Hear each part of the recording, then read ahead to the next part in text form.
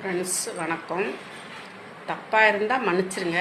எனக்கு தப்பு இல்லைன்னு நான் சொல்கிறேன்.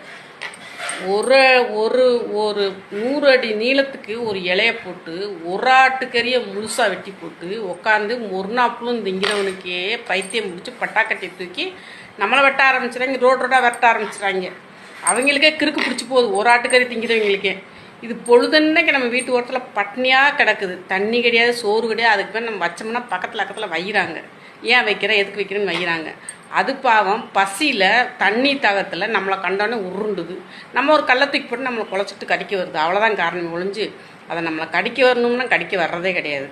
நம்ம பக்கத்தில் இருக்கவங்க ஏதோ நம்மளால் முஞ்சின சோறோ குழம்போ ஒரு தண்ணியாக வச்சிங்கன்னா நம்ம காலையில் காலம்பூரா கிடக்கும். நம்ம சொந்த பந்தத்தை விட அந்த நாய்க்கு சோறு வர இந்த நாய்க்கு சோறு போட்டால் காலடியிலே கிடக்கும்.